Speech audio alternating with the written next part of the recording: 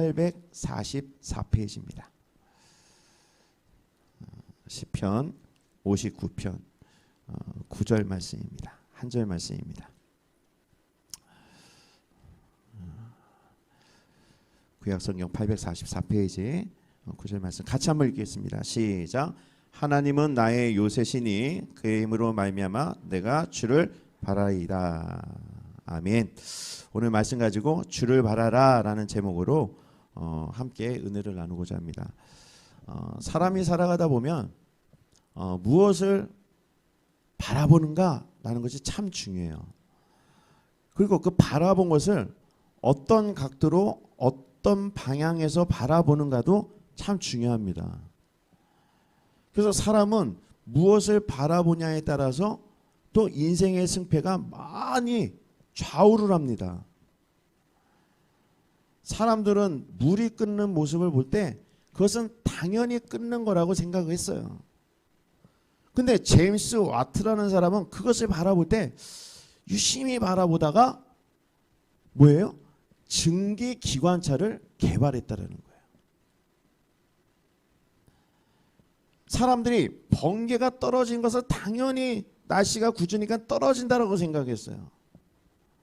근데 프랭클린은 그 당연한 것을 잘 바라보다가 전기를 발명했어요.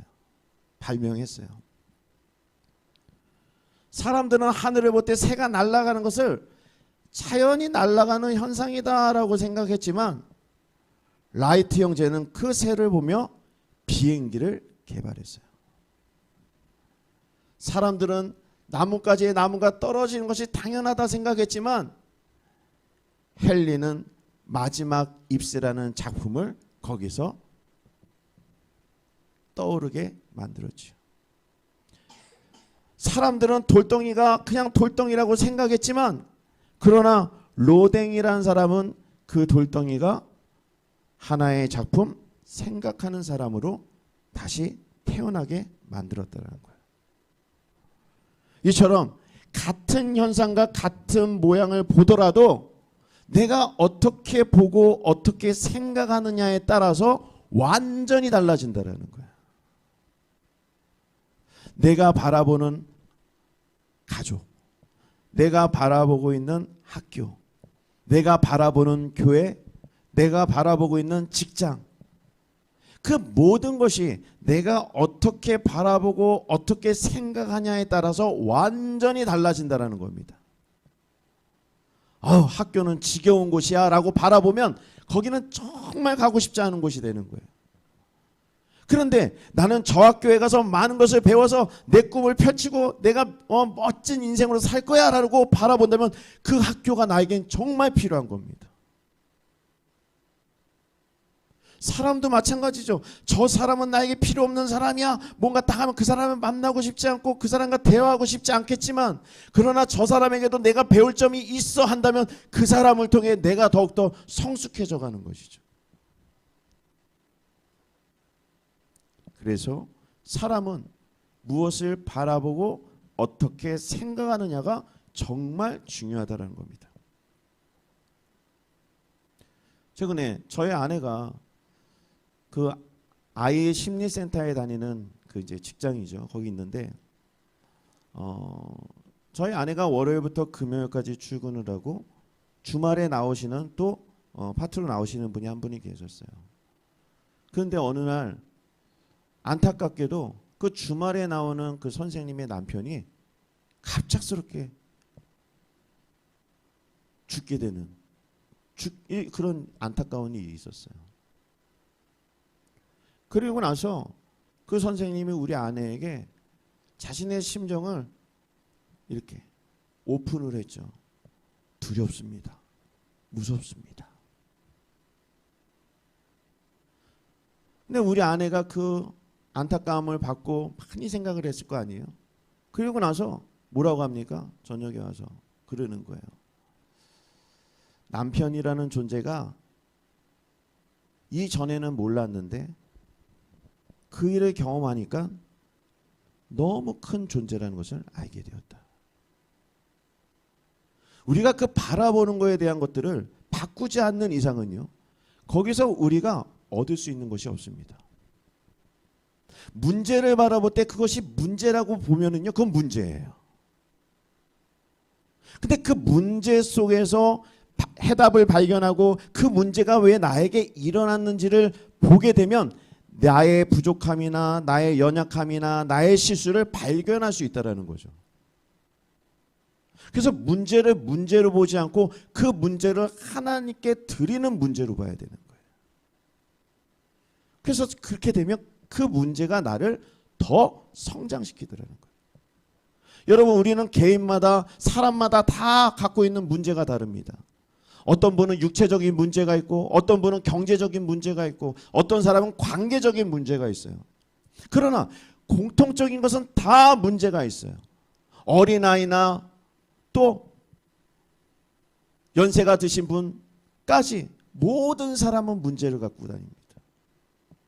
근데 그 문제를 내가 지금 어떻게 바라보고 있느냐, 이게 참 중요하다는 거예요.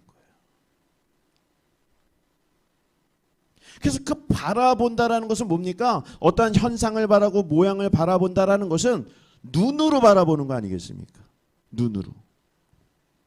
그래서 이 눈이라는 건 뭡니까? 마음의 창이라는 거예요. 마음의 창. 그래서 성경에서는 이 눈에 대해서 많이 언급을 합니다. 시편 119편 18절 말씀이에요. 우리 한번 같이 한번 읽을까요? 시작. 내 눈을 열어서 주의 율법에서 놀라운 것을 보게 하소서. 아멘. 하나님께 기도할 때 내 눈을 열어달라는 거예요. 그래서 내 눈을 열어서 주의 놀라운 것들을 볼 수 있는 눈으로 나를 바꿔달라고 얘기하는 거예요. 이 시편 저자가 처해 있는 환경은 뭡니까? 자신의 육신적인 눈을 볼 땐 처참하고 육신적인 눈에 볼 땐 문제가 많고 육신적인 눈에 볼 땐 답이 안 나오는 환경인데 하나님 나의 눈을 열어서 주의 놀라운 일들을 보게 하여 달라고 기도하죠. 바꾸는 거예요. 바라보는 관점, 바라보는 시점, 바라보는 마음을 완전히 바꿔버리는 거예요. 여러분들에게도 이런 은혜가 있기를 주님으로 축복합니다. 여러분들에게 있는 그 문제를 바꾸셔야 되는 거예요. 그래서 시편 저자는 또 이렇게 고백합니다. 시편 123편 1절 말씀이에요. 한번 같이 한번 읽을까요? 시작. 하늘에 계시는 주여 내가 눈을 들어 주께 향하나이다. 아멘. 나는 늘 문제를 바라보고 있었는데 그 문제가 아니라 나의 눈이 이제 문제를 바라보는 것이 아니라 주를 향하고 있다라는 거예요. 우리가 받을 은혜, 받을 도전이 어디 있습니까? 이 말씀을 도전받아야 되는 거예요. 나의 눈이 하늘을 바라보고 하나님을 바라볼 줄 알아야 된다. 할렐루야. 그래서 예수님이 이 땅에 계셨을 때 기도할 때 하늘에 있는 하나님을 향하여 눈을 들어 기도했다라는 거죠. 요한복음 17장 1절 말씀이에요. 한번 같이 한번 읽읍시다. 시작. 예수께서 이 말씀을 하시고 눈을 들어 하늘을 우러러 이르시되 아버지여 때가 이르렀사오니 아들을 영화롭게 하사 아들로 아버지를 영화롭게 하게 하옵소서. 아멘. 예수님이 기도할 때 그 예수님의 눈은 하늘을 보고 아버지를 향하였다라는 거예요. 그래서 우리의 눈의 역할은 참 중요합니다. 제 모션이 계속 눈을 눈의 역할은 상당히 중요해요. 그래서 눈을 어디로 두고 어떻게 해야 되는지를 잘 관리해야 되는 거예요. 최근에나 뭐 예전이나 늘 이해할 수 없는 일이 벌어집니다. 아주 번듯한 직장인이에요. 공무원이야. 뭐 살아가는데 걱정이 없어. 근데 전철역에서 눈을 이상한 데 둔 거예요. 여자의 신체에 눈을 두고 그걸 카메라로 찍은 거예요. 어떻게 됐어요? 붙잡혔어요. 자신의 눈을 이상한 데 두니까 인생이 완전히 망하는 거예요. 좋은 선생님 같아. 번듯한 직장이 있어. 학생들에게도 존경을 받아. 그런데 이 선생님이 바라보지 말아야 하는 그 바라보는 잘못된 곳에 바라봐서 화장실에다가 몰카를 만들어 가지고 거기에 있는 선생님이나 학생들이 드나드는 것을 다 찍어서 봤다라는 거예요. 그래서 걸렸어요. 어떻게 됐어요? 인생이 다 송두리째 날아가 버렸어요. 잘못된 곳을 바라보니까 그런 일이 있더라고요. 이런 일들이 왜 일어납니까? 이게 다 자신의 눈을 관리하지 못하기 때문에 그래요. 이 눈을 관리하지 못한다는 것은 곧 마음을 관리하지 못했다라는 겁니다. 창조 때 분명한 이야기를 하나님 기록해 주셨죠. 하나님이 남자와 여자를 창조하시고 나서 이 모든 열매를 먹되 너희는 선악을 알게 하는 나무의 열매는 먹지 말라라고 얘기했어요. 다 모든 것은 누려도 되는데 저것만은 먹지 마라라고 했죠. 근데 신기하게 하나님이 선악을 알게 하는 나무를 항상 꼭대기에다가 어디에서 동서남북에서 이렇게 해도 보일 수 있는 그 자리에다가 만들어 놓은 거예요. 그럼 왜 하나님이 늘 잘 보일 수 있는 곳에 먹지 말라는 그 선악을 알게 하는 나무의 열매를 만들었을까?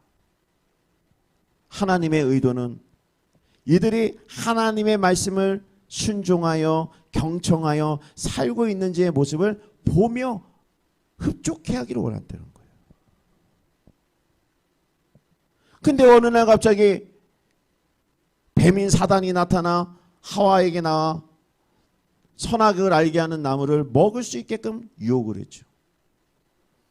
그러나 하와는 난 저거 먹으면 안 된다. 죽는다. 하나님이 말씀하셨다. 라고 얘기했지만 뱀이 그것은 너희가 저걸 먹는 날에는 하나님과 같이 되기 때문에 하나님이 그걸 원하지 않기 때문에 먹지 말라고 한 것이다. 이렇게 유혹을 했죠. 그래서 정령 죽는 것이 아니라 너희는 하나님같이 될 것이다.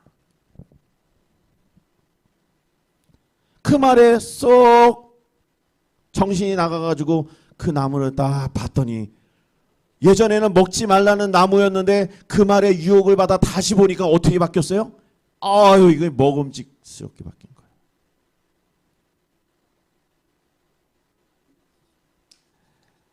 그 말씀이 창세기 3장 6절 말씀에 나옵니다. 우리 같이 한번 읽읍시다. 시작. 여자가 그 나무를 본즉 먹음직도 하고 보암직도 하고 지혜롭게 할 만큼 탐스럽기도 한 나무인지라. 여자가 그 열매를 따먹고 자기와 함께 있는 남편에게도 주매 그도 먹은지라. 아멘. 유혹의 말에 싹 넘어가서 늘 봤던 건데 유혹의 눈이 멀어서 그걸 봤더니 어떻게 해요? 먹지 말아야 되는 열매가 이제는 어떻게 해요? 바뀌었어요. 먹음직도 하고 보암직도 하고 탐스럽게 하더라.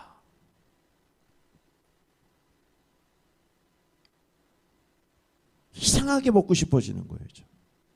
그래서 어떻게 해요? 그 유혹에 눈이 멀어 먹지 말라는 그 열매를 먹어.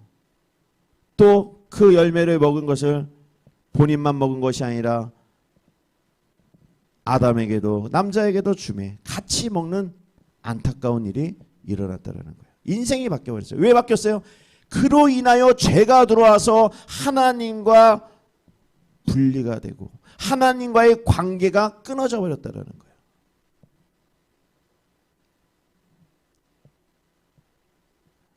번듯한 직장 생활을 하고 번듯한 삶을 살아가던 사람도 어느 날 갑자기 다른 것을 보고 잘못된 것을 보다가 인생이 완전히 망하는 것처럼 아담과 하와가 하나님 앞에 절대 안 먹겠다라는 그러한 약속을 어겨 먹지 말라는 선악의 열매를 먹어 완전히 하나님과 분리됐던 것처럼 우리는 이러한 일들을 조심해야 된다는 거예요. 우리가 살아가면서도 얼마나 많은 유혹이 있습니까? 신앙생활 할 때도 유혹이 있고요. 믿음 생활할 때도 유혹이 있고 직장 생활할 때도 유혹이 있고 이 신앙생활이 한다라는 것은 참 어렵습니다. 나의 마음과 나의 신앙은 고백하여 하나님의 나라가 있다고 고백은 하지만 내 육신은 이 땅에 붙어 있기 때문에 먹고 사는 문제가 나에게는 정말로 커 보이는 거예요. 그래서 하나님이 우선시 되는 것이 아니라 하나님을 바라보는 것이 아니라 현실을 바라보게 되더라는 거예요. 그러니까 어떻게 돼요? 그로 인하여 들어오는 문제들. 야, 여기 봤더니 이것도 문제네, 저기 봤더니 저것도 문제네, 이거 봤더니 문제인 거예요. 그럼 어떻게 돼요? 힘든 거예요. 마음이 눌리고 마음이 힘들 수 있는 거예요. 그것은 내 마음이 지금 하나님을 바라봤다기보다는 현실적인 이 삶에, 현실적인 이 세상에 바라보고 있기 때문에 그런 거예요. 그래서 시편저자 다윗은 여호와여 나의 영혼이 주를 우러러보길 원합니다 라고 고백했어요. 시편 25편 4절 말씀입니다. 같이 한번 읽을까요? 시작. 여호와여 주의 도를 내게 보이시고 주의 길을 내게 가르치소서. 주의 진리로 나를 지도하시고 교훈하소서. 아멘. 다윗이 뭐라고 합니까?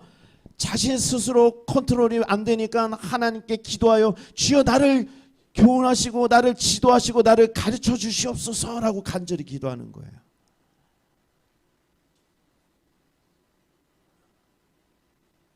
자신이 할 수 없는 영역이기 때문에 하나님 앞에 의지하여 하나님의 도움을 받는 것이죠. 이것이 우리에게 필요하다는 겁니다. 믿음의 눈을 들어 하나님을 바라볼 수 있는 것. 그것이 우리가 지금 해야 되는 일들이라는 거예요. 그래서 우리가 영적인 눈이 띄어져야 된다는 거죠. 어떤 이는 보는 시련 앞에 좌절을 합니다. 그러나 믿음의 눈을 뜬 사람은 그 시련 앞에 소망을 갖게 되는 거예요. 그 담대함이 생기는 겁니다. 왜냐하면 나는 주를 우러러보고 있기 때문에 그런 거죠. 그 문제를 이겨낼 수 있는 것이 내 안에서 일어나는 것이 아니라 하늘로부터 나에게 들어온다는 사실을 믿기 때문에 그런 거예요. 할렐루야. 그렇기 때문에 여러분들에게 있는 크고 작은 문제들 속에 우리가 바라보면서 그것을 문제로 바라볼 것이 아니라 그 문제를 하나님께 드릴 수 있는, 하나님을 향할 수 있는 나의 눈과 나의 마음이 하나님을 우러러 하나님의 도움을 요청할 수 있는 그런 믿음의 주인공들이 되기를 바란다는 겁니다.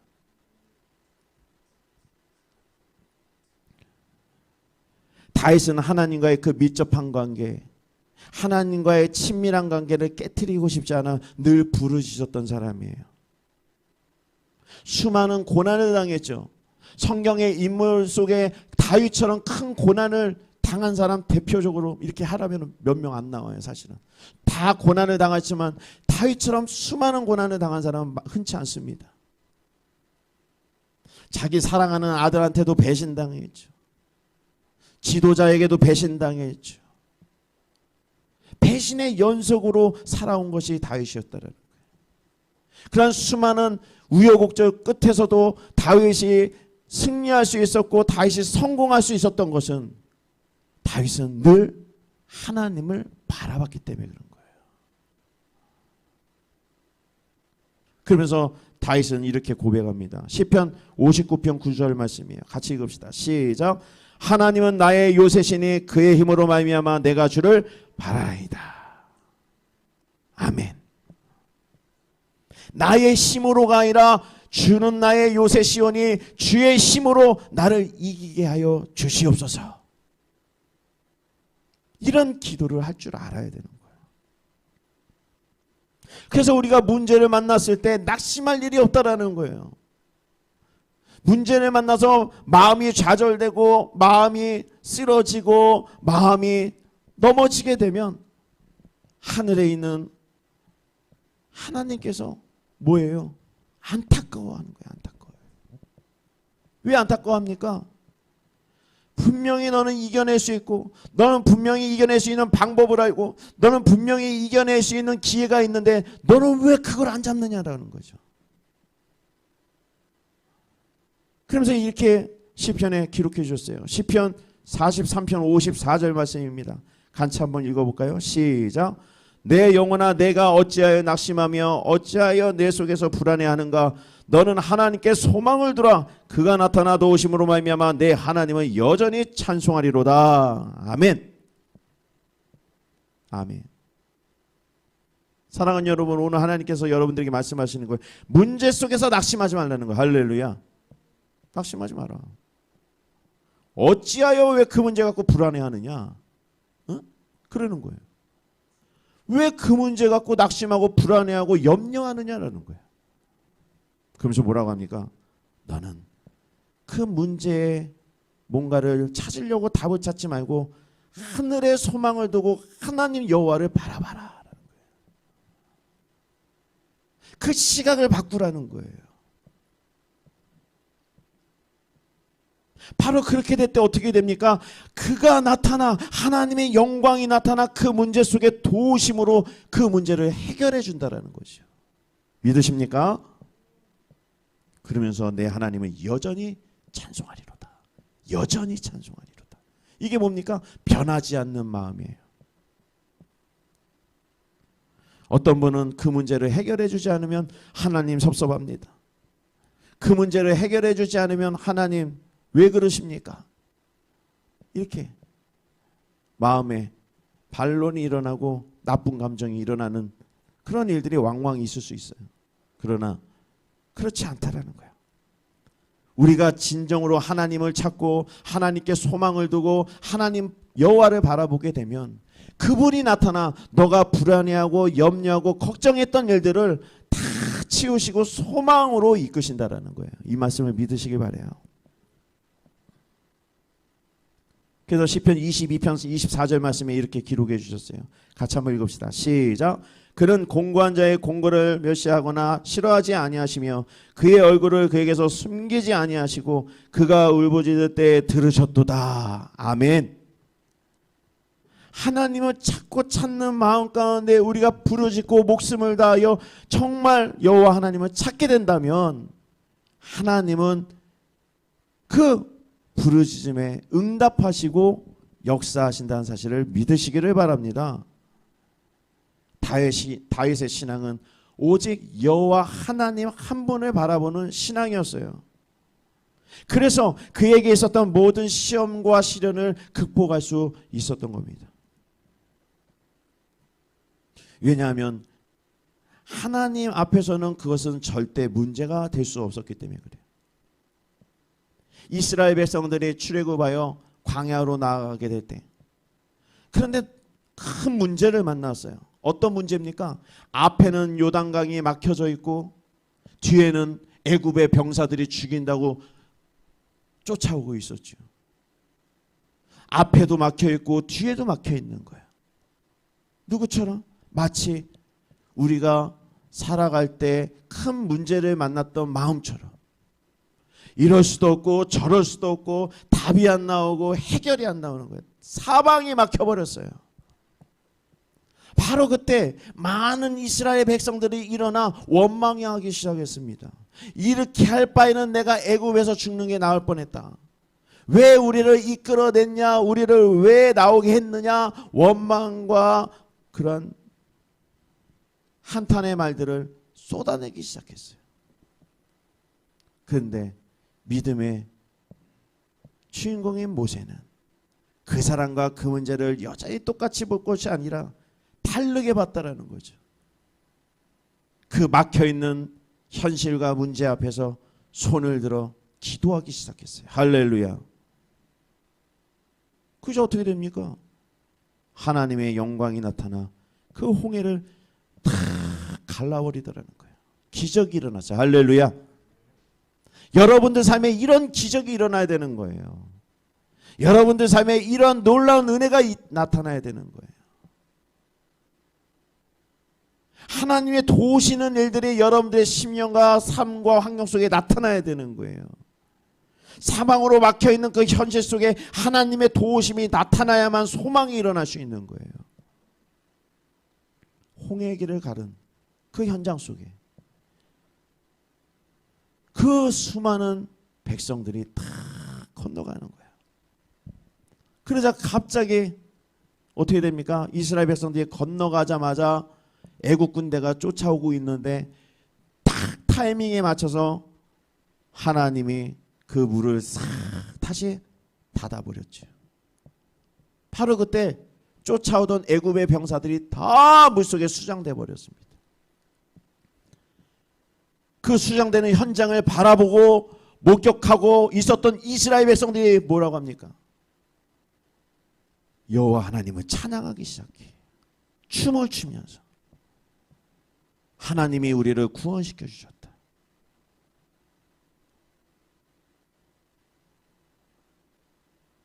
하나님은 그런 분이라는 거예요. 여러분들의 문제를 외면하지 않습니다. 그러나 하나님은 그 문제를 해결해 주기보다 더 급한 문제는 여러분들이 여호와 하나님을 바라보지 않는 그런 일들에 대해서 빨리 하나님은 회복시키기를 원한다는 거예요. 우리 안에 있는 육체적인 것, 관계적인 것, 물질적인 것, 그것보다 하나님은 하나님을 바라보고 있는 그 믿음의 모습을 바꾸길 원하신다는 거죠. 오늘 우리 경제나 세계적으로 얼마나 살아가는 게 힘듭니까? 얼마나 어렵습니까? 많이 쓰러질 수 있죠. 낙담할 수 있죠. 그러나 하나님은 오늘 말씀처럼 여호와 하나님을 바라봐라 라고 얘기하는 거예요. 말씀을 맺도록 하겠습니다. 우리가 하나님을 바라보길 원해요. 우리가 하나님을 바라보면서 하나님 만나기 원해요. 근데 성경의 모든 인물들이 하나님을 바라고 만났을 때, 예수님을 바라고 만났을 때 어떤 일이 일어납니까? 첫 번째 공통적인 일이 일어나는데 그것은 바로 회개의 역사가 일어났다는 거예요. 하나님을 만나는 사람들은 회개하지 않을 수 없어요. 믿는 사람들을 핍박하고 죽였던 그 사울이 다메섹 도상에서 예수님을 만나게 됐을 때 눈이 멀어 그 후에는 회개하여 바울이 되어 하나님의 복음의 전도자가 되었죠. 세리장이었던 삭개오는 어떻습니까? 남의 것을 피눈물 나는 그 재산들을 다 빼앗아서 부를 축적하며 살고 있는 사람이었어요. 그러나 예수님이 삭개오야 내려오라, 내가 너의 집에 유하여야겠다 했을 때 삭개오를 만난 예수님을 만난 그 삭개오는 어떻게 됐습니까?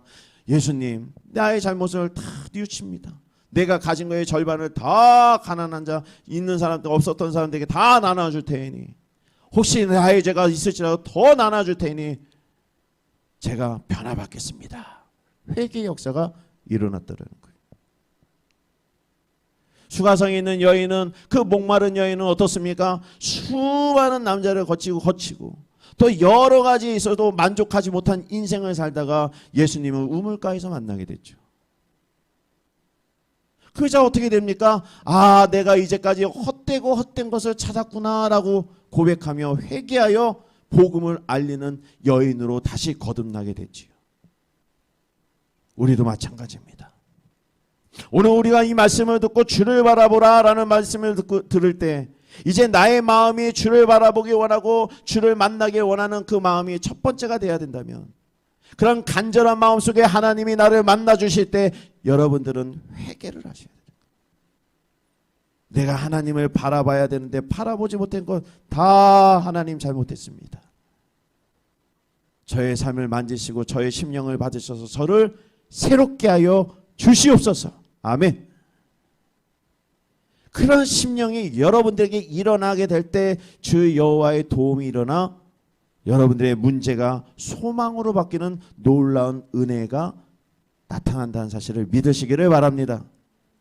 바라기는 여러분들 각자의 심령 속에 있는 그 문제들을 이제 여러분들이 팔아볼 것이 아니라 하나님께 맡김으로 하나님을 바라보는 그런 믿음의 주인공이 되어져서 문제를 해결받고 기도를 응답받아 회복받는 인생으로 변화받기를 주님의 이름으로 축복합니다. 기도하겠습니다.